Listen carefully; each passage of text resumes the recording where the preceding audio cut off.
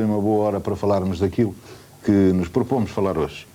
E o que nos propomos falar esta noite, já se sabe, tenho dito ontem e hoje, é esclarecer se existe ou não vida para além da morte. Se há, como é que se comunica com aqueles que já tiveram um corpo, um nome e uma voz. Para uns, comunicar com os espíritos é uma mistificação que contraria a lógica do saber racional. Para aqueles que seguem ou admirem os ensinamentos de Allan Kardec, Ernesto Bozana, Gabriel Delaine ou Leon Denis, o espiritismo é a nova ciência da alma humana. O que nos propomos, portanto, esta noite é esclarecer se é possível esta comunicação com os espíritos dos que já partiram e qual a forma de conseguir essa comunicação. O professor Divaldo Frank é uma sumidade mundial neste tema, não só no Brasil, ele é brasileiro, como vão ver, e muito boa noite, muito obrigado por aqui estar. E eu começava justamente por lhe perguntar, é possível comunicar-se com os espíritos daqueles que já morreram? Sim, nós espíritas acreditamos que a comunicabilidade com os espíritos é um fato, graças ao número de evidências que nos últimos 140 anos têm sido recolhidas. Por que só nos últimos 140 anos? Porque as experiências científicas, notadamente a partir de Allan Kardec, cresceram naturalmente com o desenvolvimento da moderna experiência paranormal. Anteriormente, os fatos aconteciam, mas normalmente estavam envoltos no tradicionalismo religioso, dogmático, nos fastos históricos, nas lendas. Foi a partir de Allan Kardec que se criou uma metodologia científica para examinar a legitimidade ou não da comunicação dos espíritos. E hoje evoluiu-se ainda muito mais para além de Allan Kardec. Os soviéticos, por exemplo, diz que progrediram bastante nas experiências parapsicológicas. É verdade isto? É verdade. Porém, as maiores experiências na atualidade têm sido realizadas na Alemanha, na Suíça, na Inglaterra, graças à denominada transcomunicação instrumental. Experiências realizadas através de gravações, seja por videocassetes, em telefones ou mesmo em comunicações mais especializadas, utilizando-se dos computadores. O Dr. Jorge Delgado é assistente de Psicologia Médica da Faculdade de Ciências Médicas. Doutor, boa noite. Muito obrigado também por aqui estar. E diga-me uma coisa, o doutor acredita numa existência para além da morte? Eu penso que o problema não se pode pôr ao nível da fé, não é? Porque a fé, neste caso, parece-me irrelevante, não é? O problema é o problema da prova. Uhum. E, tanto quanto eu sei, até ao presente a prova ainda não foi feita. Portanto, não considera, em rigor, que haja uma prova... Pois, quer dizer, a única forma de nós aceitarmos as coisas é depois de elas estarem comprovadas. Uhum. Neste caso é dar o benefício da dúvida, não é? Ora bem, a prova e os espíritos e a existência da vida para além da morte é uma questão que naturalmente também apaixona e interessa à Igreja Católica. O padre António Lourenço Fontes é sacerdote e pôs Vilar de Perdizes no mapa deste país, justamente por ali discutir temas destes. Padre, boa noite, muito obrigado. Olá. E qual é a sua posição e como é que vê todas estas questões, no fundo, com a sua própria experiência e com aquilo que tem aprendido do povo e com especialistas que também tem reunido em Vilar de Perdizes? Bom, isto é um problema muito complicado para falar em poucas palavras e para ser debatido eu estudei isso durante muitos anos e esclarecer um problema tão vasto em poucos minutos é muito complicado. Agora, resumindo e tentando dar em poucas palavras uma ideia, realmente o mundo ocidental sobretudo, mas também todo o mundo oriental, tem uma crença no além, na outra vida, que foi herdada pela nossa civilização ocidental também. Mas essa crença que o padre fala existia, inclusive, quando não havia comunicação entre esses mundos diferentes. Nós encontramos isso no México, encontramos no Extremo Oriente, encontramos todo na Europa. O homem pré-histórico. Temos monumentos megalíticos a confirmarem, com desenhos, com motivos, o Egito, a Mesopotâmia, os astecas, todos eles nos revelam uma apetência à imortalidade, ao além. Portanto, a tradição é uma grande força mundial e, no fundo, todo homem tem um pouco essa ansiedade de imortalidade. E como há pouco aqui falámos, Deus que fez o homem tão perfeito não faria para tão pouco tempo, nem para tão pouca coisa. Talvez lhe desse uma dimensão muito mais larga, mais vasta, que seria a projeção na imortalidade, no infinito. À moda, como diz São Paulo, somos como que deuses. E, no fundo, o homem é como que uma participação visto que eu creio em Deus, né? Participa de uma certa infinidade de Deus. Portanto, o homem também tem uma certa aproximação, pois visto que foi criado à imagem e semelhança de Deus, a semelhança que o homem terá com Deus será essa espiritualidade, essa dimensão que de facto a ciência não pode facilmente comprovar, e eu entendo, não é? Mas é apenas baseado que não é contra a ciência. Não é? A ciência não vai opor-se a que a fé ou que esta dimensão de imortalidade existe. Não temos provas científicas realmente para dizer isto é assim, mas também não podemos dizer que há provas científicas a dizer que não é assim. O homem continua em todos os séculos, todas as gerações, com esta apetência. Realmente mantém-se misterioso, em parte, mas no fundo vai dar resposta às ansiedades que todo o ser humano sente, embora alguns possam dizer assim, eu não aceito, eu não acredito, eu não entendo, eu rejeito, mas parece-me que isso que é uma violência humana. Eu queria só lembrar aos nossos espectadores que naturalmente podem falar connosco também, para aqui. Essa é uma comunicação mais fácil, pelo 7930913 ou 7930916, se o entendem participar nesta conversa. Mas eu ia lhe perguntar, professor Divaldo Franco, este mistério até onde é que vai? Até que ponto é que de facto existe, ou será que as experiências ou a evidência que o senhor diz existir já ultrapassou em muito esta fase do mistério? Nós espíritas não acreditamos em mistério. Costumava Newton afirmar que o mistério é o desconhecimento das leis. As leis naturais da eletricidade, da energia pura, eram verdadeiros mistérios há 150 anos atrás. Quando Mesmer começou as suas experiências por volta de 1785 em Viena, naturalmente ele tratava de apresentar manifestações magnéticas do corpo humano, propriedades que seriam mais tarde estudadas por Galvani nas experiências das Rãs, e eram vistas aquelas experiências como de natureza misteriosa. Quando Galileu falava dos mundos e dos movimentos, naturalmente era uma visão misteriosa, que mais tarde puderam todas essas leis ser comprovadas, desde o momento em que as leis da gravitação universal foram detectadas. A maioria das enfermidades eram normalmente de natureza morbosa, eram os humores de Galeno, eram também mistérios que a pessoa adoecia, e muita superstição veio trazer um contributo para a visão panorâmica das doenças, até que Pasteur penetrou no mundo do micro-organismo, e mais tarde os grandes investigadores vieram dar-nos a demonstração cabal da vida microbiana e, portanto, das manifestações das enfermidades. Os espíritas temos uma larga documentação, desde William Crookes, a partir de 1875, quando realizou experiências para a Sociedade Dialética de Londres, passando mais tarde por 40 anos de investigações de Charles Richer, e chegando hoje às grandes observações realizadas por Groff, um dos pais da chamada psicologia transpessoal. Toda essa documentação nós consideramos evidência da sobrevivência da alma, da imortalidade. Desde os fenômenos de ectoplasmia, que são fenômenos de natureza física, até as comunicações de natureza intelectual, as psicografias, as psicofonias, os fenômenos da clarividência, atestando a paranormalidade humana e, por extensão, a comunicabilidade dos espíritos.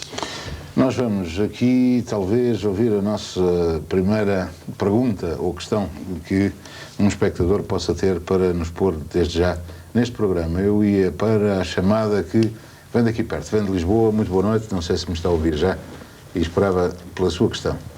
Boa noite. Boa noite. Se quiser dizer o seu nome, se não quiser não o diz, mas por favor tenha a bondade.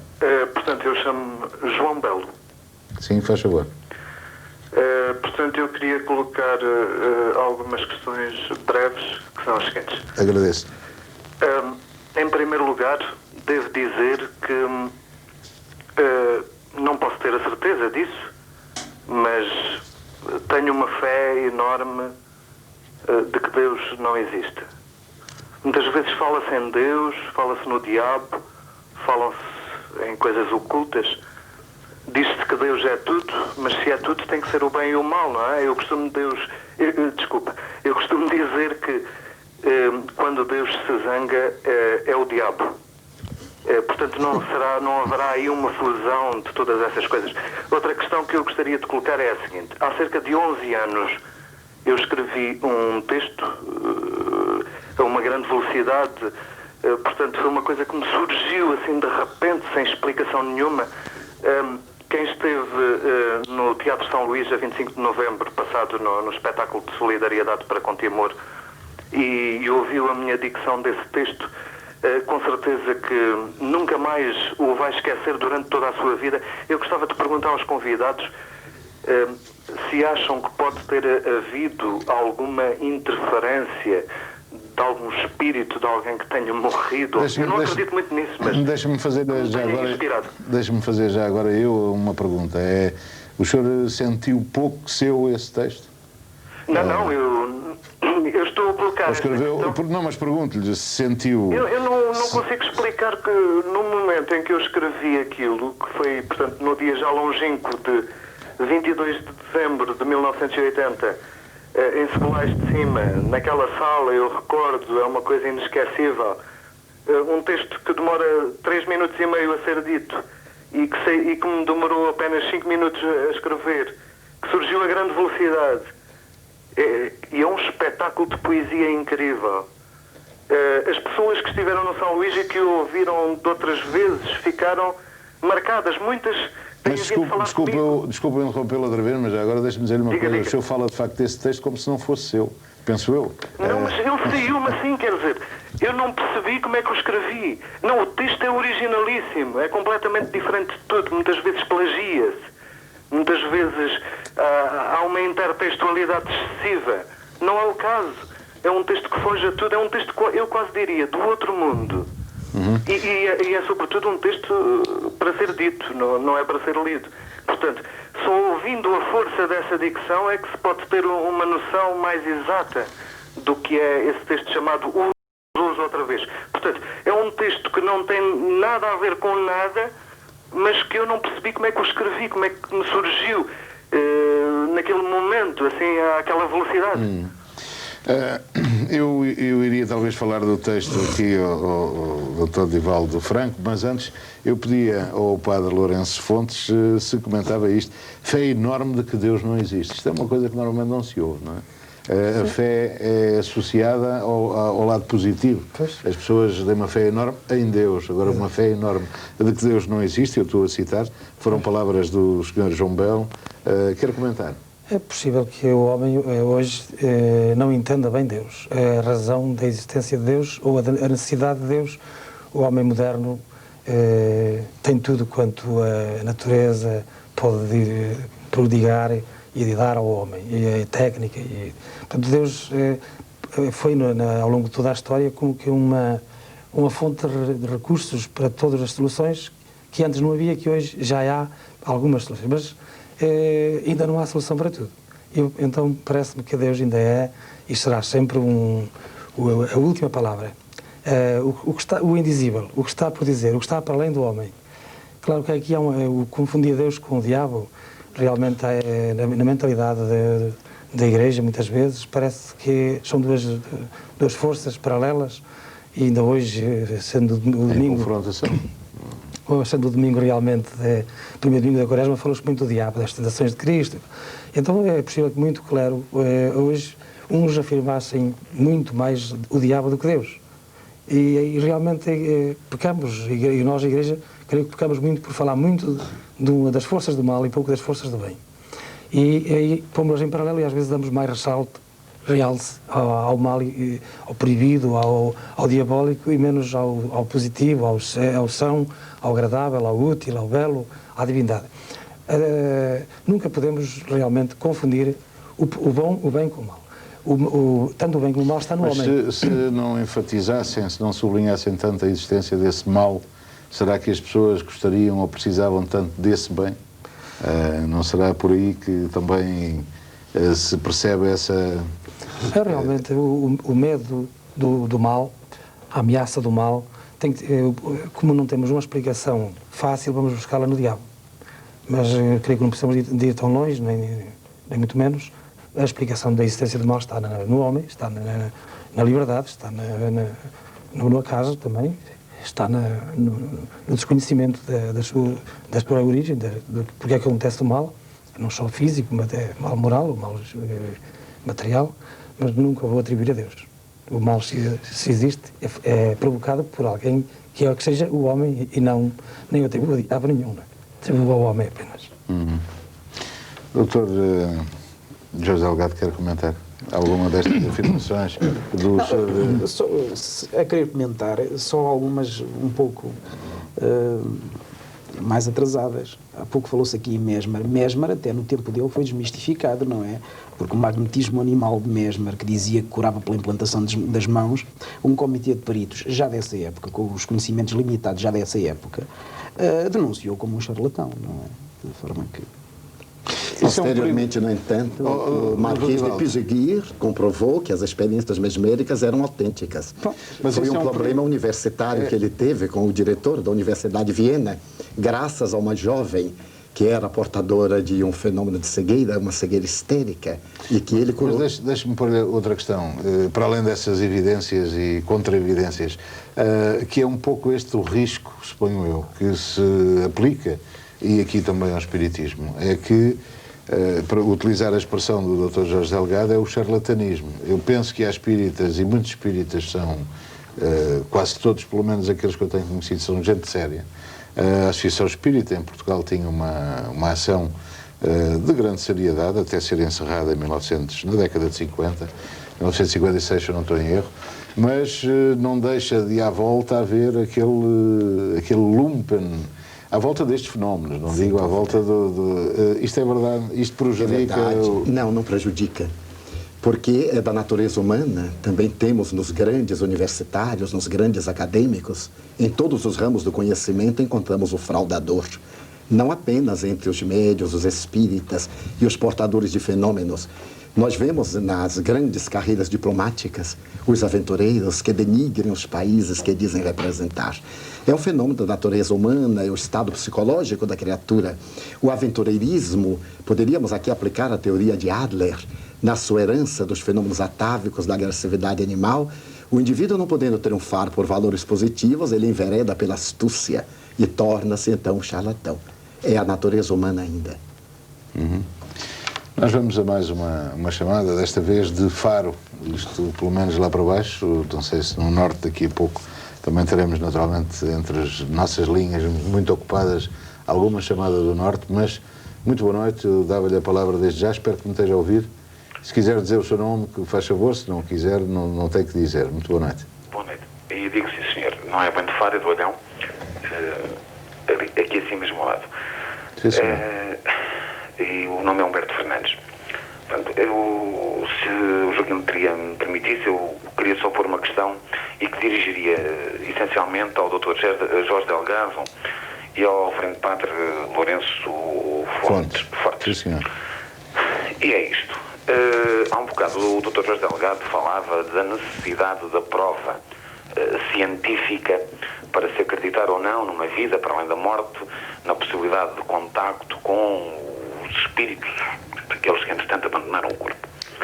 Eu lembro-me há um bocado de uma coisa que o Lawrence Durrell escreveu, já não sei em qual dos 4 livros do Quarteto de Alexandria, mas há uma das personagens que a determinada altura diz o seguinte, isto sem ser ipsis verbis, mas é mais ou menos isto, que o grande mal do nosso século é procurar motivos racionais para crer no absurdo. E quando também, assim, o Dr. Jorge Delgado falou, pronto, não se pode pôr a questão da fé, eu tenho a impressão que é precisamente a questão da fé, do acreditar ou não, que tem de ser posta. Porque até em termos científicos, eu tenho a impressão que a fé é muito importante.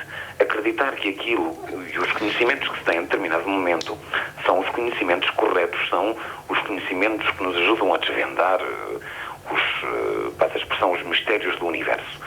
E vem-se provando ao longo dos séculos que a própria ciência, momento a momento, e no nosso século uma velocidade incrível, vem a considerar que não está correto aquilo que em determinados momentos era uma verdade cientificamente quase sagrada, não é? E penso que isto tem de ser posto precisamente no mesmo pé. Será que nós, no nosso século e com os conhecimentos científicos que temos, ou seja, com aquilo que a capacidade humana consegue ir conhecendo, temos instrumentos para interpretar, para avaliar se de facto a vida existe ou não para além da morte, se o contacto é possível ou não? Tantas coisas que em determinado momento foram negadas pela ciência, que foram negadas até, portanto, pela ciência oficial da época, e foram negadas até pela própria Igreja Católica, que hoje em dia se revelam verdade. Será que os homens da ciência se podem arrogar essas certezas todas, se podem arrogar como os únicos detentores da verdade e podem dizer que o seu saber e os seus instrumentos de análise e de avaliação são aqueles que vão dizer que sim senhor, isto é desta maneira ou não é desta maneira? Será que os próprios homens da ciência não terão que ter a humildade suficiente para dizer única e exclusivamente o seguinte: dados os nossos conhecimentos, neste momento não podemos dizer se é assim ou não é? Portanto, esta pergunta iria tanto para o padre Lourenço Fontes como para o doutor Jorge Delgado. Porque nestas coisas da religião e ciência, embora um certo positivismo queira afastar muitas coisas umas das outras, honestamente e muito sinceramente, creio que a intensidade e a capacidade de ter fé, mesmo aquela fé em que Deus não existe, de que falava aquele espectador há um bocado, acho que é o essencial e é o mais importante. E, acima de tudo, que nem os homens da religião, nem os homens da ciência pensem que são detentores da verdade universal e definitiva. Desculpe ter-me alongado, mas enfim. Muito obrigado. Poderei tentar responder esta pergunta. Eu penso que sim, que numa fase inicial, em qualquer tipo de investigação, pois nós devemos pôr as hipóteses. Mas penso que quem vai concluir que essas hipóteses são verdade, sem tentar verificar essas hipóteses, portanto, sem pretender fazer um caminho de investigação, tentando verificar se realmente é verdade a hipótese, pois está imediatamente a negar todo o método de investigação científica. O método de investigação científica parte disso mesmo, nós pomos a hipótese, pronto. Há vida ou não há vida? Agora, pronto, vamos tentar investigar, vamos tentar verificar quais são as provas de que existe e depois, quando chegamos ao fim, que realmente essas provas realmente são reais, são verdadeiras, então chegamos à conclusão que realmente há ou não há. Agora, em ciência não basta pôr a hipótese e depois dizer, pronto, a verdade é que isto é assim, não é? Não podemos ficar por aí, quer dizer, temos de tentar verificar se...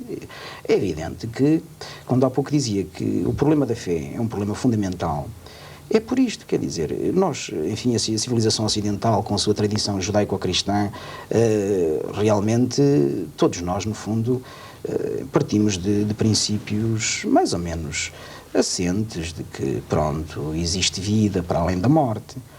E pronto, isso está dentro de nós, é um arquétipo, não é? Nós aceitamos, não é?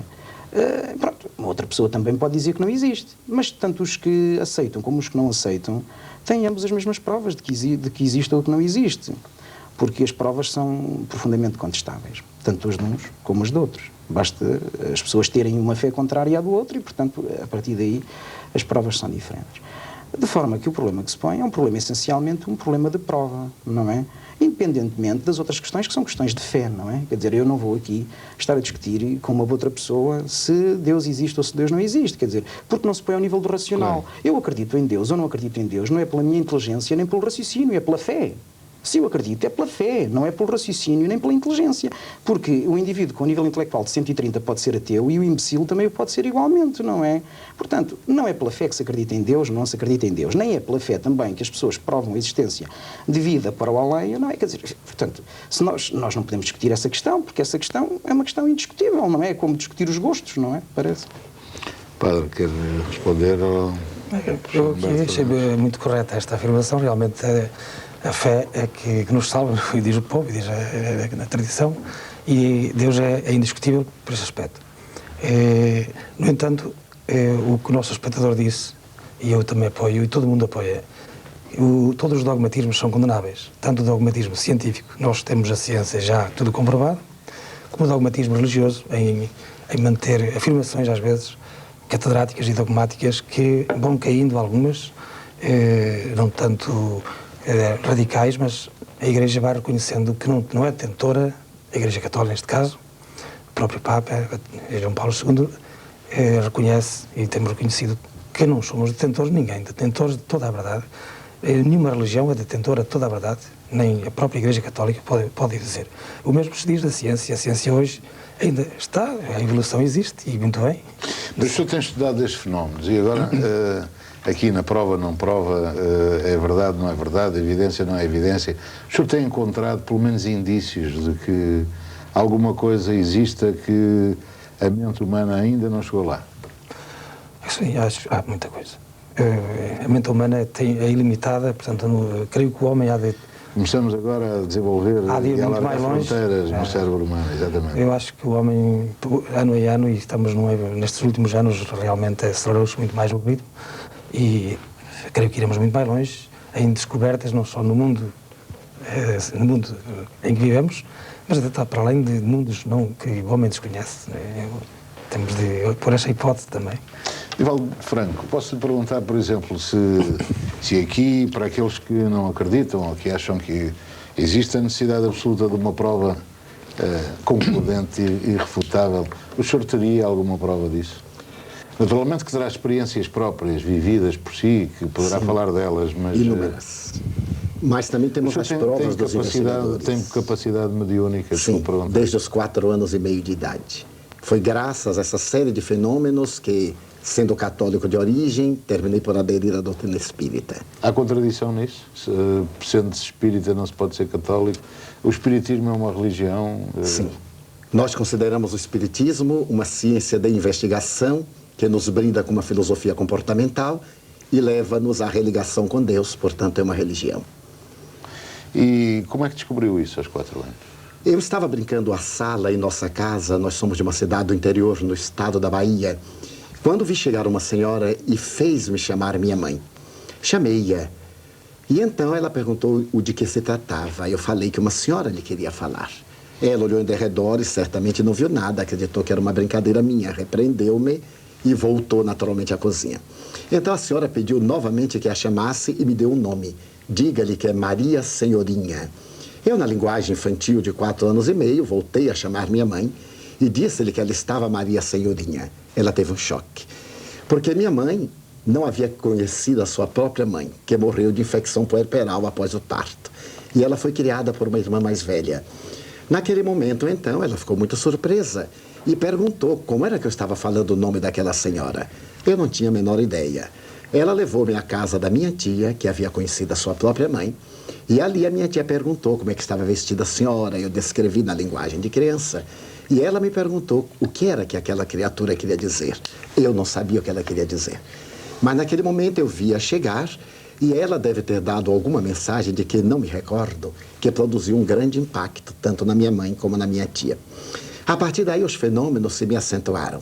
Mais tarde veio a desencarnar um irmão meu vitimado pela ruptura de um aneurisma e eu tive um choque nervoso muito grande. Fiquei adoentado uma temporada e uma prima minha levou à nossa casa uma senhora que era médium e era espírita. Essa senhora aplicou minha bioenergia e eu me recuperei no momento. Ela não disse nenhuma palavra cabalística, nada que me provocasse impacto ou sugestão. Ademais, nós não acreditávamos, porque o nosso sacerdote disse-nos naquela época que se tratava de uma interferência demoníaca. E a senhora visitando, me recuperando, me disse a minha mãe que eu era portador de mediunidade e deveria frequentar uma casa espírita. Isso aconteceu no ano de 1944.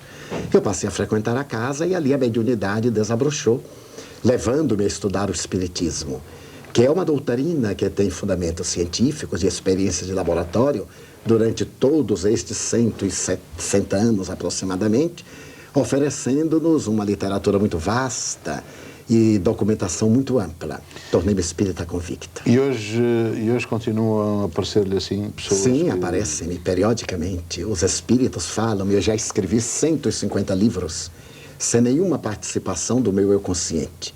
E também escrevi vários idiomas. Isso é um pouco aquilo que foi sugerido há pouco A pergunta do a rapaz, pergunta do João Belo, exatamente. quando ele escreveu sobre o impacto emocional de que não se dá notícia. Não necessariamente podemos dizer que seja um fenômeno mediúnico. Necessitaríamos de mais amplos dados para uma análise mais tranquila.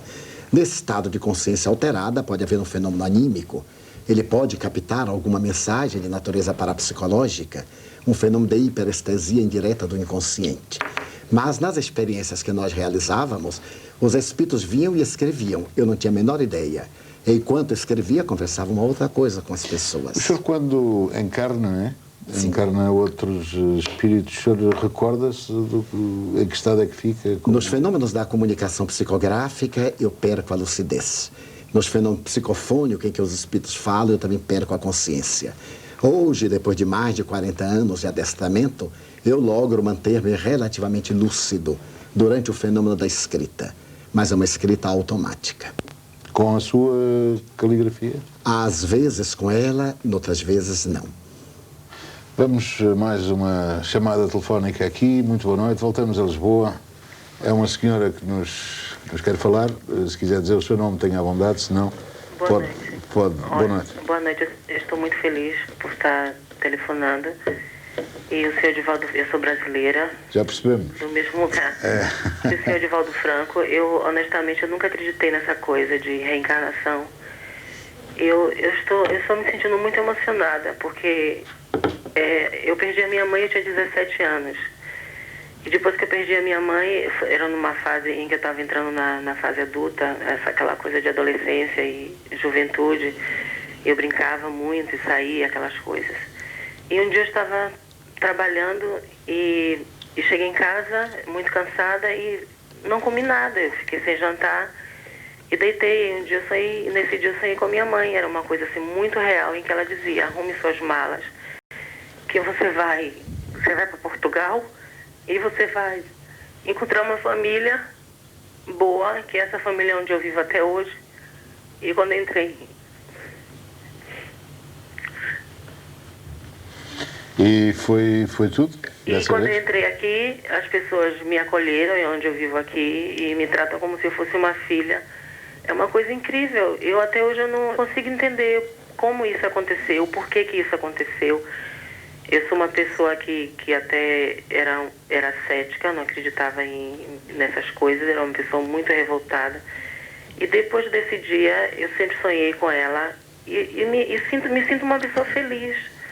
Apesar de tudo, eu me sinto uma pessoa muito feliz. Eu sou uma pessoa extremamente feliz comigo mesma, porque eu acho que eu me encontrei comigo mesma. Eu não estou preocupada se existe ou se não existe. Eu sou uma pessoa feliz. É isso que eu gostaria de dizer às pessoas, que eu acho que as pessoas ficam muito preocupadas o que é verdade, o que não é verdade. Eu acho que quando a gente encontra Deus dentro da gente, ou seja lá o que for que as pessoas queiram dizer, eu acho que isso é o mais importante. É quando a gente está feliz. E eu sou muito feliz e estou emocionada por estar falando com o senhor Edivaldo Franco, que é uma pessoa que eu sempre soube que é uma pessoa muito boa, que ajuda muitas pessoas no Brasil, que não cobra absolutamente nada. Que eu acho que é por isso que as pessoas às vezes ficam assustadas. Porque a doutrina espírita, eu sempre soube que não cobra absolutamente nada de ninguém, inclusive ajuda as pessoas a se recuperarem os tóxicos dependentes através do espiritismo, que pelo menos é a única coisa até hoje, depois que aconteceram essas coisas comigo, que eu passei a ler O Nosso Lar. É um livro espírita no Brasil, eu já li Rosário de Coral, a partir daí que eu passei a entender mais. É a única coisa que não critica, não condena, não faz as pessoas se sentirem culpadas por qualquer coisa. Faz simplesmente você entender e faz você procurar um caminho melhor. Eu sempre tive muito medo, eu gostaria que ele me explicasse o porquê que eu sinto medo de me aprofundar e tenho medo, estou sempre fugindo. É isso. Só mais duas perguntas, desculpe. Sim. Vive, portanto, aqui em Portugal, permanente? Vivo. E trabalha Sim. aqui? Trabalho. Uhum. E tem que idade, desculpe? Não se pergunta a uma senhora? Não faz mal, 28 anos. Completo 29 anos esse ano. E, portanto, se percebi bem o que disse também, não é espírita, não se importa se é ou não é? Nunca, absolutamente. Mas depois que a minha mãe faleceu, ela me veio em sonho, ela foi bem clara quando ela me disse: arrume suas malas que você vai embora para Portugal. Honestamente, eu nunca na minha vida pensei em vir embora para aqui. Nem tinha hipótese, nem tinha dinheiro, nem tinha nada. Eu não tinha a menor condição. Aliás, pronto, as pessoas que não têm dinheiro são pobres em qualquer parte do mundo. E eu não tinha dinheiro. Se uma pessoa que é pobre no Brasil, você faz ideia. Aquela inflação louca, como era que eu ia comprar uma passagem? Então tudo apareceu assim, de repente, comigo. Sabe, meu irmão me ajudou a pagar a passagem. Eu vinha, não conhecia ninguém aqui. Eu cheguei no aeroporto e conheci uma senhora. Ela me levou para a casa dela. E depois eu conheci uma moça, que é onde eu moro até hoje, essa família. E incrível, eu me arrepiei inteira quando entrei aqui. Era como se eu tivesse entrado na minha casa. E eu estou aqui nessa casa até hoje. Muito obrigado pela sua participação. Eu vou pedir algum comentário aqui ao Dr. Jorge Delgado, mas antes nós vamos ter que, se não... Da Monique, pronto, quer dizer, é um relato que revela que uma família, enfim, portuguesa a recebeu no seu seio e que foi extraordinariamente simpática, afetuosa, generosa, no fundo... a grande amizade luso-brasileira, não é? A grande amizade luso-brasileira. Quanto ao caso que o professor Divaldi há pouco falou, é uma experiência individual. E as experiências individuais, pois, têm muito interesse para nós, não é? Mas, em ciência, as experiências têm que ser reprodutíveis. E as conclusões têm que ser reprodutíveis. Quer dizer, nós não podemos, de maneira alguma, concluir, seja o que for, em circunstância alguma, e dizer que isso é verdade, que isso é uma lei, desde que outra equipe, em qualquer outro local, sem contacto connosco verbal, lendo o nosso relato, não possa chegar rigorosamente às mesmas conclusões. Portanto, as experiências individuais são experiências extraordinariamente interessantes, mas, ao nível da ciência, tem pouco interesse, porque não incluem a reprodutibilidade. Quer dizer, se tiverem a possibilidade de ser reprodutíveis noutro local qualquer, elas serão interessantes, não é? Se não, são meras experiências individuais. Se chegarem ao pé de mim, como médico, no meu consultório, e me disserem assim, doutor, eu venho aqui porque ontem um disco voador raptou-me, levou-me para outro planeta, obrigaram-me a ter relações sexuais com um extraterrestre e voltaram-me outra vez a pôr aqui, e eu agora não sei se é de acreditar nisto ou se não é de acreditar nisto, o que é que o doutor acha? Eu pergunto-vos o que é que vocês acham. Eu pediria licença para interromper. A minha experiência deve ser uma experiência entre algumas dezenas de milhares, porque um dos objetivos do Espiritismo é a repetição do fato. Allan Kardec estabeleceu como verdadeiro um fato que se repete em diferentes países do mundo por pessoas que não se conhecem e que têm as mesmas características fenomênicas. No Brasil, por exemplo, nós poderemos citar de memória 200 médiuns com experiências equivalentes à nossa. Poderíamos citar, talvez, no mundo, 300 médiuns da literatura que foram pesquisados por mais de 40 anos.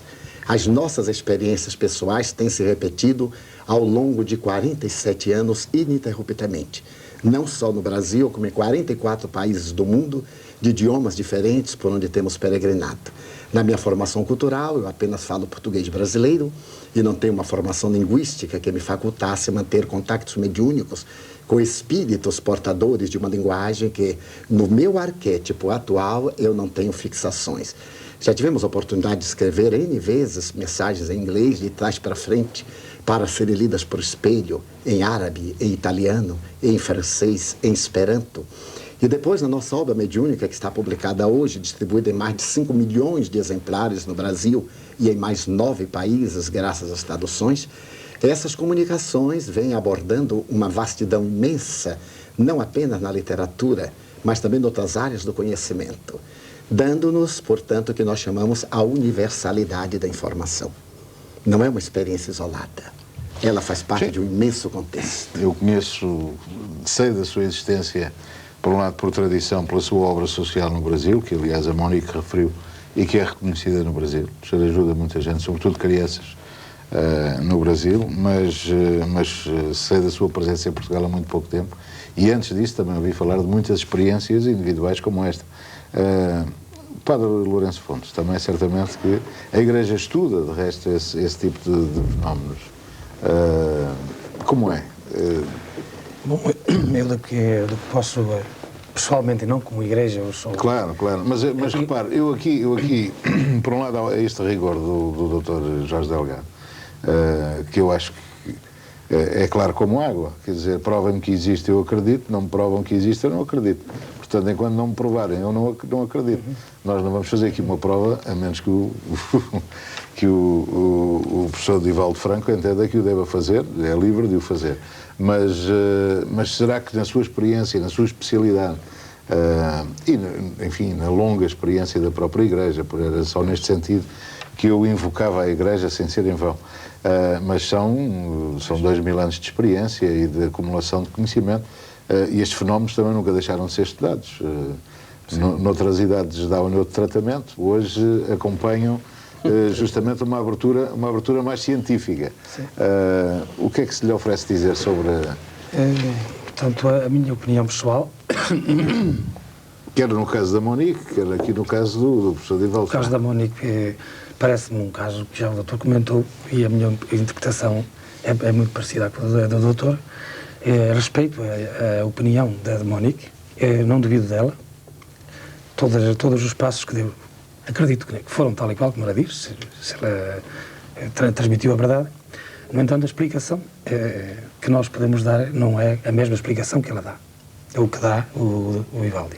Eu não daria a mesma explicação que ela dá. Não. Porque nós aceitamos os fenômenos parapsicológicos e acreditamos perfeitamente nos fenômenos de natureza pré-cognitiva. Na área do sonho, nós adotaríamos mais o comportamento junguiano para explicar o sonho que ela teve. Ao invés de um fenômeno mediúnico, colocaríamos dentro de um fenômeno perfeitamente normal que ela traz dentro de si mesma. Agora, no campo profundamente do espiritismo, eu, do que tenho lido e tenho conhecido pessoalmente ao longo dos anos de padre e de estudo, realmente não creio no espiritismo. Parece-me realmente, como já aqui se falou, um abuso de grande parte de charlatanismo. Mas isso aí não é espiritismo, é a conduta moral dos certo. indivíduos. Bom. Porque, dando-me licença, se fizermos uma análise do papado, principalmente no dia 5 de agosto de 1492, quando o Papa Borgia saiu de Santa Maria para poder receber a coroação em São Pedro, a história de Alejandro Borgia não dignifica de maneira nenhuma o papado. E não podemos condenar a Igreja. É um fenômeno pessoal. Eu não estou a pôr em questão. Eu até, pessoalmente, aceito... Não se trata, portanto, do espiritismo, mas de pessoas que se dizem como tal. Eu aceito o espiritismo. E entendo o espiritismo, na minha visão pessoal. Mas não o recomendo a ninguém. A não ser... É uma opção. Isto é a opinião pessoal, que sem ofensa para a mentalidade de quem me está a ouvir e a ver, e ao Vivaldi que está aqui connosco primeira vez.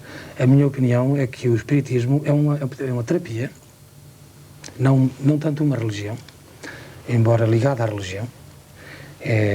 Portanto, Deus é também um meio de que o espiritismo serve, como a Igreja Católica também serve, neste caso, de religião para a terapia física e mental da doença do homem, não é?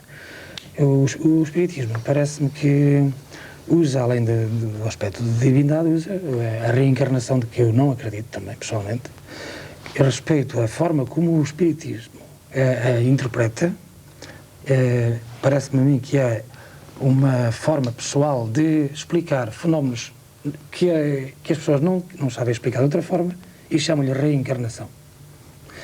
Mas, padre, desculpe interrompê-lo só por uma questão.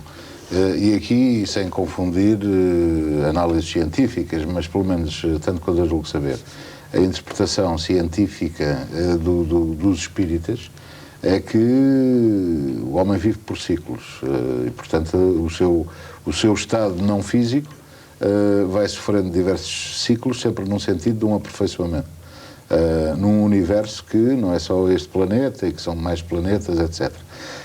Mas que, portanto, a reencarnação não é mais do que o voltar a um estádio mais adiantado daquilo que a fronteira do cérebro humano não nos permite ainda ultrapassar. No fundo, a Igreja arruma-nos no céu, no purgatório, no inferno, mas no fundo admite a existência da alma, do Espírito, ao Espírito Santo. Portanto, só que é um mundo sem contacto com este, ou em contactos.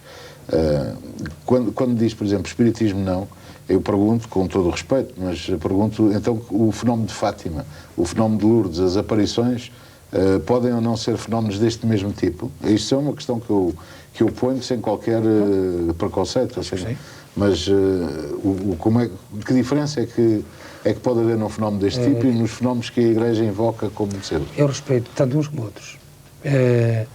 O aspecto Fátima, Lourdes ou outros lugares de aparição, a Igreja não tem por si dogmas nenhum sobre isso.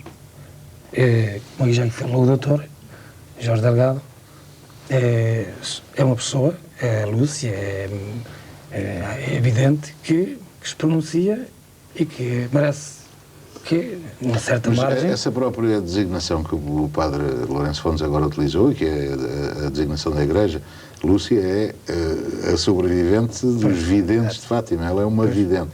Portanto, a vidente é alguém que vê... Bom, eu acredito que visse. Agora, eu é que não via. Se eu lá estaria, possivelmente eu não via nada. Como o Francisco não viu nada. Agora, não sei, eu acredito que ela visse.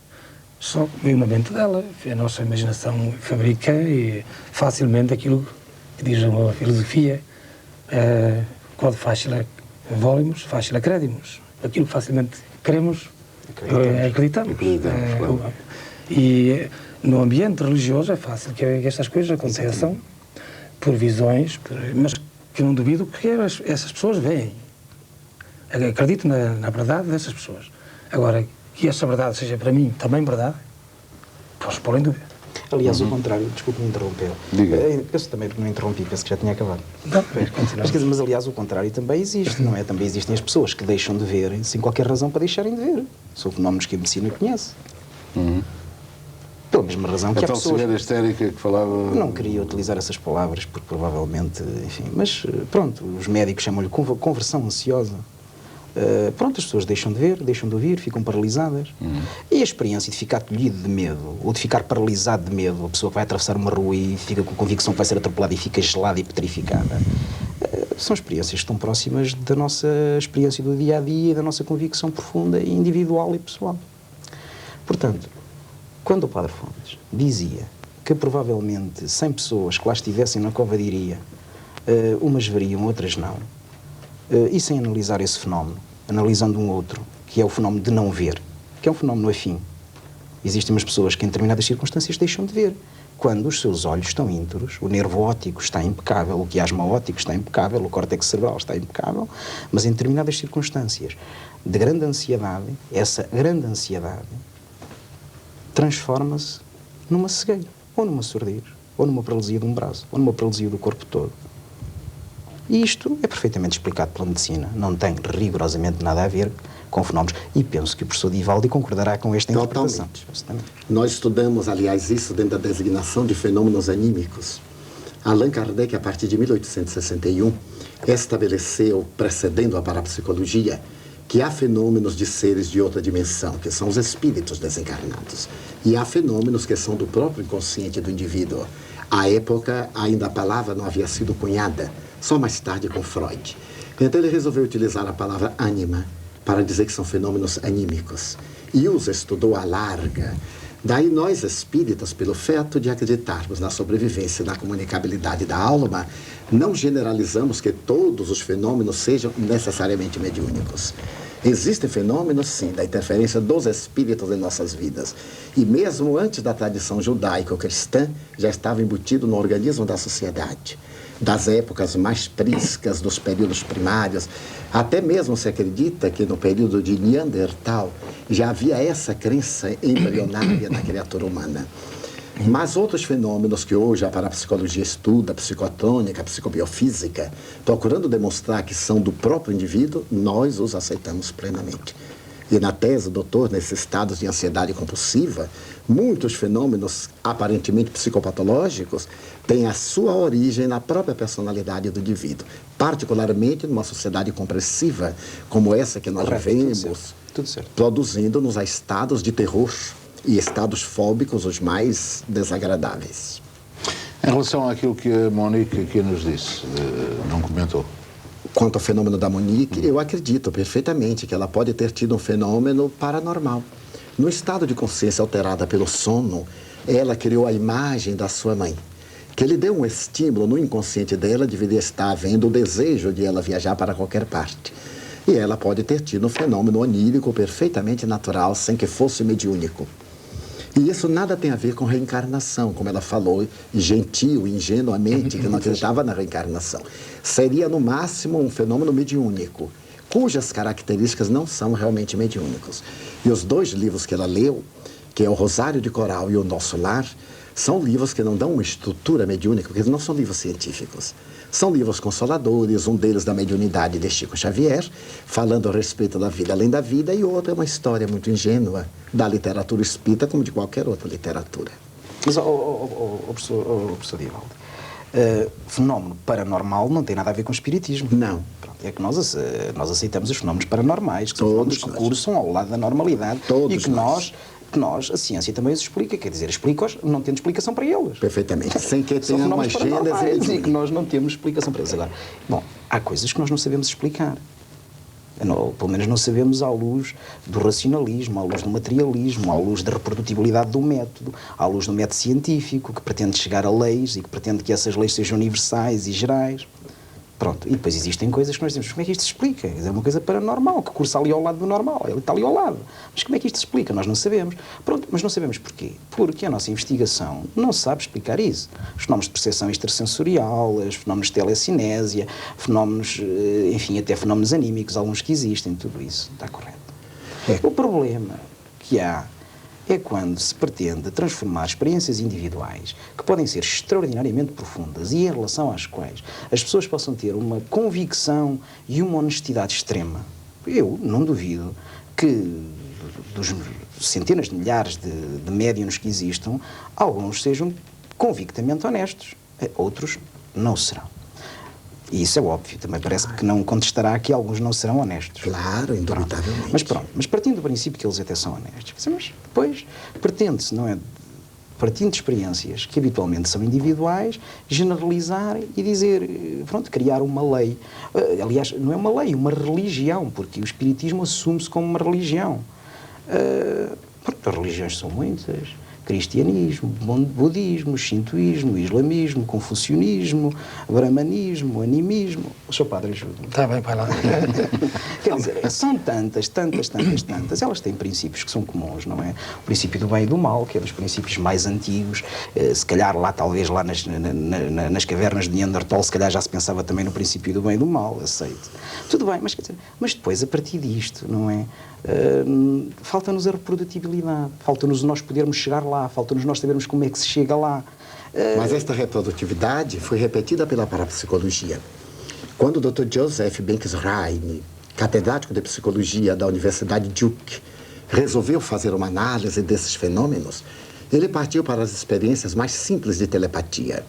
E, posteriormente, com o auxílio de outros parapsicólogos, ou melhor dizendo, de outros psicólogos, na Inglaterra, na Alemanha, na Holanda, ele foi examinando os dados até chegar a 1 milhão de experiências apenas com um sensitivo. O Dr. Soule, da Universidade de Londres, psicólogo, realizou experiência de telepatia com o jovem Basil Shackleton mais de 1 milhão de vezes, para poder dizer que a telepatia era um fenômeno científico comprovado em laboratório. Desculpe-me interrompê-lo, mas 1 milhão de vezes, desculpe-me lá esta racionalidade, este materialismo, mas 1 milhão de vezes, quanto tempo é em unidades de tempo? 16 anos. Com a mesma pessoa. De pesquisas. Então, e fenómenos de sugestão e de autossugestão não podem estar envolvidos nisso? Não podem estar a inquinar? Na telepatia, não. Porque, através de uma aparelhagem muito sofisticada, o paciente era colocado numa sala, e na sala distante, as cartas eram movidas sem nenhum contato humano. Então, o Dr. Soule examinava a carta e transmitia. Ele anotava sem dizer nada para não haver uma intercorrência de confirmação e depois foram colocadas nos computadores para fazer uma análise. Professor Divaldo, esses fenómenos, vamos lá ver, uma das pessoas que mais propensão tinha para acreditar nesses fenómenos foi Houdini. Já ouviu falar em Houdini? Sim. O homem mais extraordinário. Das grandes fugas. O homem das grandes fugas, etc. Ele tentou e que fez um trato com a mãe, entrar em contacto com a mãe. Eu conheço a história, se me permite. E então ele passou o resto da sua vida a desmistificar, a descobrir, a ver os mecanismos que existiam, os fiozinhos escondidos, essas coisas todas. Uma vida inteira, quer dizer, e no fundo, pronto. Talvez o doutor não tenha lido a conclusão da história de Houdini. Quando ele voltou posteriormente, através do médium Arthur Forte, Aí ele voltou posteriormente. um médium de língua inglesa, e revelou na Califórnia o segredo que ele mantinha com a esposa para poder fazer os falsos espetáculos de prestidigitação. Ele tinha um código que estava guardado no cofre de um banco, e somente a esposa sabia. Posteriormente, ele apareceu a Arthur Forte e deu o código pedindo que reunisse os jornalistas que ele desejava reabilitar-se. Porque, inclusive, ele criou um grande problema com Oliver Lodge, cuja esposa se apresentava como médium e ele a desmascarou. E era falsa. O que fez um grande bem, porque o Espiritismo nos ensina a não acreditar ingenuamente. Allan Kardec chegou a dizer, entre 10 verdades, melhor é duvidar em 9 a aceitar apenas uma mentira. É uma proposta profundamente racional. Já falámos aqui várias vezes em Allan Kardec. Por que é que Allan Kardec se escondeu atrás de um pseudónimo? Pelo contrário, ele não se escondeu. Ele era um homem de alto gabarito internacional, era um grande matemático, era um professor de línguas, escreveu programas para a Sorbonne, e ele recebeu por informação em 1856 de um espírito que numa encarnação anterior, no século I, ele havia sido um sacerdote druida, cujo nome era Allan Kardec. Ao publicar a sua obra, como ele já era um homem muito conhecido, ele receou que as pessoas fossem ler os livros por causa do nome do autor. E ele preferiu que a obra tivesse valor pela qualidade do seu conteúdo. Ele se chamava Hippolyte Lyon, Denisard Rivail. E então, quando ele utilizou do pseudônimo de Allan Kardec, era uma homenagem à existência pregressa que tinha tido. E celebrizou-se tanto como Hippolyte Lyon, como Allan Kardec. Que, aliás, também era um método da época. As pessoas utilizavam-se muito de pseudônimos. Vamos a mais uma chamada aqui. Não é bem lá para o seu lado, Padre Lourenço Fontes, mas quase. Vamos a Teodoro. Boa noite, minha senhora. Boa noite. Boa noite. Como estão? Muito obrigado. Estamos bem, muito obrigado. É o seguinte, há bocadinho o senhor padre, que não sei bem o nome dele... Padre Lourenço Fontes. Isso, diz que não acreditava em espíritas, não é? No entanto, nós... Não disse isso, minha senhora. Disse, se me permite corrigi-la, eu creio que disse que não acreditava no espiritismo. É isso. Exatamente. Portanto, eu como li alguma coisa da Bíblia, eu lembro-me de ter lido uma passagem em que Saúl, o rei Saúl, foi consultar uma médium para chamar o rei Samuel. Portanto, foi mandar vir o espírito dele para o consultar. Ora, para mim, uma coisa que é condenada pela Bíblia, porque eu acredito na Bíblia, não é? E a Igreja Católica também se baseia nisso. Portanto, na Bíblia, ao proibir o espiritismo e etc., está a concordar que ele existe, porque senão não proibia, não é? Portanto, é isto que me faz dúvida. Portanto, a Igreja Católica, por um lado, tem na Bíblia uma coisa que é evidente, e por outro lado, também está a condená-la. Era isso que eu gostaria que o Sr. Padre comentasse. Se faz favor. Bom, a Igreja, ao longo da Bíblia, recebeu uma herança, uma tradição bíblica que bebeu de tradições também, que aqui falamos, orientais, de outros paralelos de livros que circulavam quando a Bíblia foi escrita, e nem tudo o que está na Bíblia é provado como certo. O facto de há erros que os homens cometeram e que a Bíblia relata, mas relata se o Saúl foi ao médium, foi consultar o médium, pois a Bíblia não aprova, relata um facto. Ao mesmo tempo que a Igreja, realmente, como ela diz, esta espectadora, condena o espiritismo e ao mesmo tempo também parece que aceita o espiritismo. Não é bem assim. O espiritismo é realmente reprovado porque eu sei, pela Igreja Oficial, condena todo o recurso a médiuns ou a crença nessa forma de curar e recorrer para determinadas doenças ou determinados males. No entanto, quando a Igreja fala em espíritos, quando a Igreja fala, e às vezes há pessoas que dizem, mas vocês liam antes uma oração a pedir a Deus que pelos espíritos que vagueiam pelo mundo para perder as almas. e que esta oração já realmente foi retirada da missa, porque era uma oração fora, no fim da missa que se rezava, e já há muitos anos que foi retirada, precisamente por causa de não permitir confusões ao povo cristão, em pensar que realmente que andam por aí espíritos pelos ares, e que encarnam aqui, e que pousam acolá, e que se metem com este, e que se metem com aquele, que fazem bem a uns e mal a outros, e que tomam posse das pessoas. Isso é aquilo que as pessoas normalmente chamam de fantasmas, não é? Não, eles chamam-lhes... O poltergeist, como há agora também.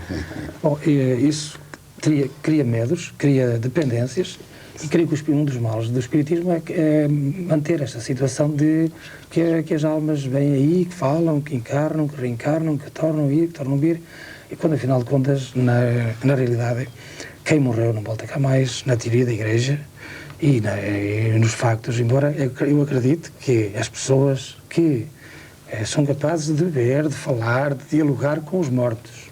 Mas o senhor acredita? Acredito porque isso é possível através da mentalidade de cada pessoa.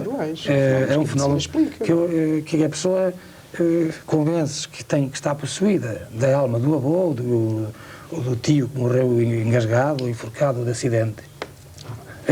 Pensa que esse espírito... E pessoas que nunca viu ou que não conhecem, que não sabem. Claro, podem também ter... Quando não sabem explicar o fenómeno, atribuem a outra. É um enforcado qualquer lá da aldeia ou da terra. E como o reverendo explicaria a transfiguração do Tabor, quando aparecem Moisés e Elias a Jesus, que já eram mortos? Posso explicar da mesma forma. Essas grandes figuras eram grandes figuras... Então não acredita que eles retornaram? Não.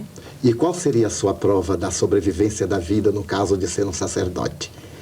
Como pregar uma doutrina espiritualista sem ter um fundamento que ofereça ao crente um pouco de razão? Eu posso aceitá-lo porque diz a Bíblia. Portanto, a Bíblia é um código de verdade. Mas acaba de dizer que a Bíblia, tudo quanto disse, não é legitimamente verdadeiro. Nem tudo, nem tudo. Há fenómenos que têm que se interpretar no sentido simbólico. Muita coisa que não é verdadeira. Pois, há muita coisa na Bíblia que é simbólico. E é preciso exegese bíblica para interpretá-lo. Não vamos Mas são diferentes. Lógico. Mas o fato da pitonisa do Endor é um relato histórico em que Samuel retorna em corpo físico, dialoga, dá o conselho a Saul, pede que ele transforme as armas de guerra em armas de amanhã ao solo, faz uma premonição de que se ele não atende, ele morrerá dentro de 3 dias. O que acontece? É possível fazer vaticínios que podem acontecer ou fazer-se acontecer. Quando um bruxo ou bruxa, um médium... Não, mas bruxo é uma linguagem que não... São outra forma, mas, desculpa, eu não quero comparar pessoas. Logicamente não quero comparar, não é? Mas quando uma pessoa dessas põe na boca uma ameaça, tu vais ter um acidente. Vejo que vais morrer debaixo de um carro. E se eu acreditar nisso, eu até caio debaixo de um carro. É um fenômeno parapsicológico demonstrado hoje, fenômeno psicata. Porque eu fico... As pragas existem. Existem. Podem explicá-las medicamente. Não deixe explicá-las pelos espíritos. As pragas existem. O voodoo mata. O voodoo mata, atenção. Mas mata quem? O alfinetezinho no... Não, mas mata quem? Joaquim Letria, quem é que o voodoo mata? A mim não, que não acredito nele. Se o feiticeiro me disser assim, agora levas com uma olhada e vais morrer para a semana que vem, a mim não, que não acredito. Agora, se ele disser, dentro da sua tribo, em que as pessoas estão integradas dentro daquela sociedade e que sem aquela sociedade não tem capacidade de subsistir, porque o homem é um ser gregário e quebrada, digamos, a sua gregaridade, ele não tem condições de existir individualmente, se ele levar essa maldição em cima, ele morre por ansiedade, por fenómenos... É lógico, é um fenômeno psicológico. Correto? Estamos de acordo? Absolutamente correto. A doutrina espírita é a doutrina do bom senso. Nós aceitamos totalmente a psicologia desde Freud. Divaldo, desculpe, mas eu estou a ficar perplexo com isto tudo. Mais um bocadinho. Eu já olhei 2 vezes. Esta mesa não é de pé de galo, porque saímos daqui. Saímos daqui. Vamos a mais 2 chamadas, por favor. Eu creio que a próxima pode ser de Lisboa e, curiosamente, hoje vamos aqui...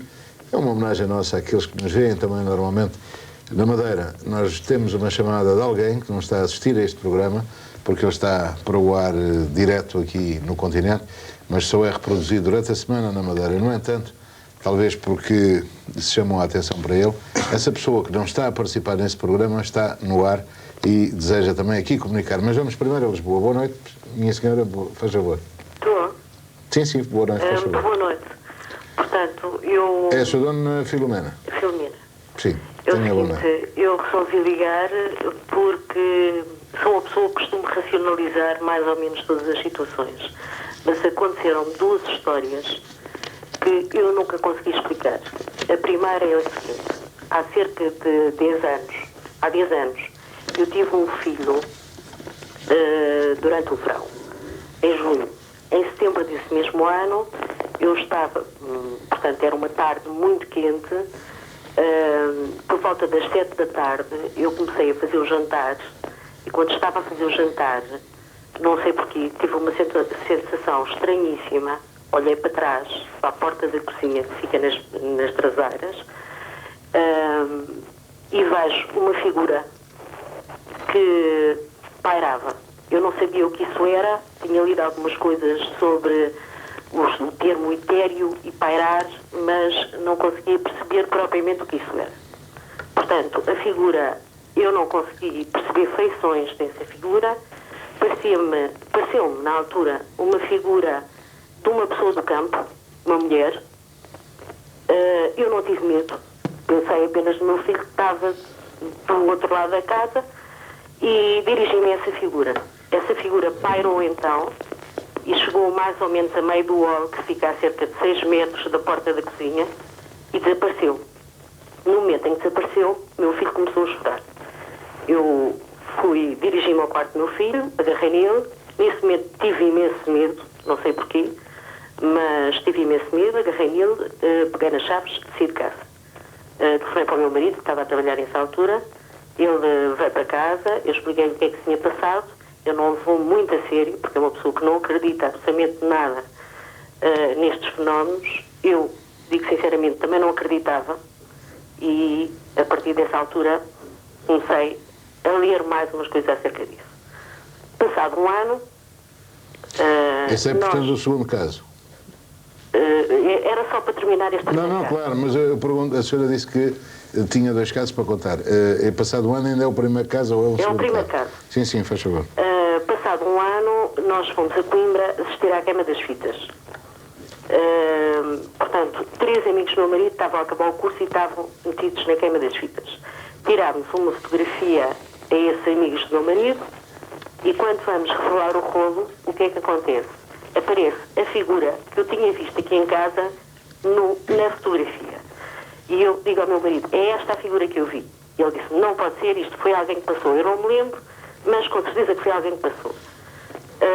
Meu marido telefonou para os amigos e pergunta-lhes: vocês viram alguém passar à nossa frente quando eu estava a tirar a fotografia? Ninguém se recordava de nada, eu não me recordo, ele não se recorda. A figura está lá. Este é o primeiro caso, não é? Acabou. O segundo caso é o seguinte: passado 3 anos, eu tive uma filha. A minha filha, quando tinha 2 anos, eu um dia estava a brincar com ela e estávamos a conversar. Ela tinha um vocabulário muito reduzido ainda na altura e ela contou uma história que foi a seguinte: mãe, eu quando era bebê ia atravessar a estrada e morri atropelada. A minha mãe, que se chamava Manuela, chamou a ambulância, o Tinoni, como ela dizia. Chamou o Tinoni, veio o Tinoni, o médico disse que eu tinha morrido. E eu disse-lhe: tu tinhas morrido? Sim, que eu tinha morrido. E o meu pai chamava-se João Paulo, e eu tinha um irmão bebê que se chamava João Paulo, e que estava dentro de uma gaiola. Portanto, eu a gaiola dizia que fosse um parque. Ela nunca tinha visto um parque. Eu até hoje ainda não consegui arranjar uma explicação para isto. Depois contei essa história ao meu marido. O meu marido ficou perplexo. Para já porque ela era realmente muito pequenina e acho que seria muito difícil ela desenvolver imaginação para poder contar uma história deste género. E pronto, são as 2 histórias que eu até hoje não consegui arranjar uma explicação. Eu vou-lhe pedir que se mantenha em linha e quer explicar, quer comentar estes casos que esta... No primeiro caso, pode ter sido um fenômeno de alucinação visual. E, posteriormente, o caso da fotografia pode ser de ideoplastia. Mas, no caso da criança... Importa-se de traduzir para aqueles que sabem menos... A própria mente pode construir as ideias, tornando-as até fotografáveis. Já houve várias experiências de fotografia mental. E nos Estados Unidos realizaram-se experiências com um sensitivo chamado Ted Serious. Ele pensava algo, concentrava-se profundamente e podia ser fotografado. É um fenômeno em que a mente plasma em chapas sensíveis as ideias que estão impressas na própria realidade mental. No segundo caso, deveria ter investigado mais profundamente. O fato da menina narrar a história pode ser uma reminiscência de encarnação passada. O Dr. Banerjee, examinando esta evidência, faz uma análise profunda de 1.116 casos de crianças que se recordavam de haver vivido antes. E mais tarde, na Universidade da Virgínia, com o Dr. Ian Stevenson, ele fez uma análise, uma depuração daqueles casos, resultando em um livro extraordinário hoje de pesquisa de reencarnação, que se chama 20 casos que sugerem a reencarnação. Eles sintetizaram, e uma das evidências, não necessariamente probante, é a reminiscência da criança, de quem viveu antes, determinados dados que podem ser examinados. No Brasil, o Dr. Hernani Guimarães Andrade, engenheiro eletrônico que vem pesquisando reencarnação, adota esse comportamento inicial da lembrança espontânea da criança para mais tarde aprofundar interrogações e verificar se realmente existiu aquela pessoa que a criança costuma dizer que teria sido, para evidenciar a reencarnação, partindo então para uma série de testes e uma série de fatos. Quer comentar a intervenção da nossa espectadora ou a resposta do... Relativamente à interpretação da nossa telespectadora, serei muito breve. Professor Divaldi, eu tinha aqui escrito que era uma alucinação. Em relação à segunda, naturalmente... Mas é uma senhora que não anda a ter alucinações. Ela refere concretamente 3 situações, ou 2 situações, 3 relacionadas com o mesmo caso e 2 relacionadas com o mesmo caso, mais uma... Será que eu posso interromper? Sim, diga. Portanto, para haver uma alucinação, tem que haver sempre uma razão para essa alucinação acontecer, não é? Ou um estado de espírito, Não. ou uma influência qualquer Não, quer dizer, existe. que provoque essa alucinação, pois já foi uma figura... É uma experiência individual que eu não comentaria muito em profundidade, porque penso que não vai trazer grande contribuição à conversa que nós estamos a ter. Eu penso que o professor Divaldi concorda com E a palavra alucinação aqui não é tem no uma sentido pejorativo, não é no sentido pejorativo, não é, é porque no sentido de estado alterado de consciência. Pronto, quer dizer, é isso. Mas eu agora ponho, desculpem insistir, mas eu ponho no lugar desta senhora, da dona Filomena, que não sabe nada destas coisas, a quem aconteceu isto, procurou ler algumas coisas e continua sem perceber o que é que lhe aconteceu. Veja bem isto. Uma pessoa está na sua casa, sentada, e de repente começa a notar que os objetos ficam alterados. Os objetos, por exemplo, se põe esta caneta, começa a oscilar e, tanto por ilusão de ótica, parece que está toda torta, não é? Parece que está toda torta. E ele nota que os objetos na sua casa, as cadeiras, as mesas, que estão a ser sujeitas a este tipo de, digamos, de alteração. Ele tem 2 caminhos. Um deles é procurar a sociedade espírita mais próxima ou outro tipo, digamos, de tentativa de explicação paranormal. A outra é procurar um médico. O médico é capaz de lhe dizer que isto é uma desrealização, que é um fenómeno perfeitamente integrável dentro da personalidade normal, que cede com um ansiolítico vulgar. Ou com uma psicoterapia, dizer esteja tranquila, e isso é uma coisa que é normal em determinados estados em que as pessoas estão sujeitas a um certo stress, a uma certa ansiedade. É normal que hajam alterações da percepção visual. Esteja tranquilo, não é nada. O que não quer dizer que o fenômeno dela não seja autêntico. Não estou a discutir uma experiência individual, professor Divaldi. Não estou a discutir uma experiência dentro individual. desse campo, sim. então, Mas o estado... eu comecei há pouco, há bastante atrás, nós dissemos que as experiências individuais não são reprodutíveis e nós não temos... Não se pode discutir uma ciência com base numa experiência individual. Portanto, o que eu posso é tentar explicar fenómenos. Não explico o fenómeno desta senhora porque não ouvi o caso clínico, não observei. Portanto, faltam dados. A observação clínica parte de um método, enfim, que as pessoas demoram vários anos a aprender nas faculdades de medicina e pela experiência clínica, etc. E não é assim que se faz, também não é pelo telefone que se fazem diagnósticos, ou raramente se poderão fazer. Às vezes podem ser. Padre Lourenço Fontes, casos destes surgem muito. Gente com preocupações destas e com coisas que até receiam que sejam coisas más, não é? Como o nosso povo diz, surge muita gente com isto. Infelizmente, há muita gente. E, sem ofensa para o ramo feminino, geralmente a mulher tem uma imaginação muito mais rica, muito mais variada, muito mais profunda, muito mais superficial também. E facilmente a mulher onde se depositam mais acontecimentos deste género, de visões, de acontecimentos sugestivos, de medos, no fundo, também, pois quando lhe dizem sexo fraco, por algum lado se mostra a fraqueza, pois é capaz de sentir medos e não sabe, muitas vezes, pela mentalidade em que herdamos, não temos explicação. A pessoa não tem explicação para as coisas. Então, qual é a explicação que vai dar? Aquela mais fácil da sua educação.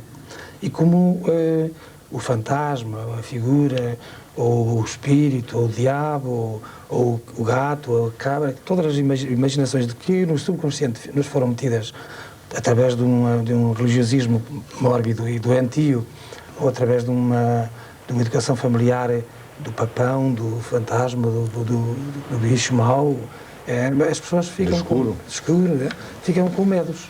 E os medos perduram para toda a vida, porque nunca houve ninguém que desmistificasse na família o medo que em criança ficou latente toda a vida. E então surge numa oportunidade, 30 anos depois, neste caso a senhora, de certo, primeiro facto que lhe teve este contacto, ficou aberta, podemos assim dizer, corpo aberto, como o povo fala, para outras manifestações. Sr. Padre, mas eu nunca tive medos disso. Nem nunca em casa meteram medo com o papão, nem com o homem do saco, nem com nada disso. Está certo, eu também acredito que não esteja nesses parâmetros, mas terá outros. E todo o ser humano, está aqui a dizer o doutor, todo ser humano é limitado e não tem respostas. E é criativo. Pois, e por eu não ter uma resposta, é que eu resolvi ligar para ouvir os vossos comentários. Mas a resposta não é a suposição de uma explicação paranormal. Eu iria dar a explicação à senhora por uma alucinação, neste caso, baseada num subconsciente qualquer, de qualquer imagem que viu até na televisão, que viu numa revista, que sonhou num pesadelo qualquer. Não sei agora explicar, mas não iria dar nenhuma explicação para além do normal. E o facto posterior do filho, os 30 anos depois, também não iria dar, quando não sei explicar, não vou inventar uma explicação baseada, para mim, num aspecto fantástico, fantasia. Nós temos já muito pouco, aliás, tempo, já ultrapassamos largamente, mas temos um espectador pendurado na madeira. Penso que ao ouvir o que temos estado ultimamente aqui a dizer, eu dava-lhe as boas noites e pedir que fosse muito breve. Muito boa noite. Boa noite, faz favor. Boa noite, Joaquim Tria. Boa noite. Queria vos saudar a todos aqueles que estão no programa e vos dizer que estou a ouvir o vosso programa via telefone, através de um amigo que me ligou de Lisboa para o Funchal para poder ouvir o programa do Divaldo Pereira Franco, ao qual o saúdo efusivamente, lhe dizendo que fala o Norberto Diniz Matos, do Funchal, que lhe tem em muita admiração e muita consideração, e que eu o considero o Einstein do ser, já que o Einstein disse que os factores valem zero, mas o ser vale sempre um, e é dessa discussão que pode nascer algum critério de análise para o conteúdo do ser humano, já que a sociedade materialista tem atribuído tanto valor aos factores, mas na essência da matemática vale zero, e ao ser pouco tem atribuído os zeros, é necessário que se lhe atribua o um que bem merece, para que a humanidade se possa desenvolver. Faz-me lembrar de Divaldo, Pedro de Vax de Lyon, aqueles que passaram à história que o nome os valdenses. É essa a vossa missão pelo mundo, hoje e agora.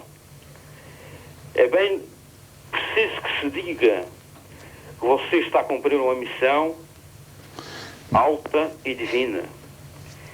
Mas importa bem recordar outra coisa, que há a discussão em questão e a discussão que está em pauta na conversa afiada. Lembremos então de que Senão o seu amigo tem estado a gastar períodos para nada. São questões que têm a ver muito com a religião. E lembremos então do Concílio de Constantinopla. posto pelo imperador romano Justiniano em 483-565, quando é solicitado os bispos, ou seja, o Papa Virgílio, é posta de parte a reencarnação. É abolida de uma vez por todas, a pedido da sua meretriz Teodora, a abolição da reencarnação. É dessa cultura que nós recebemos toda essa formação cultural e de pensamento e teológica da aversão à reencarnação, à poligenesen.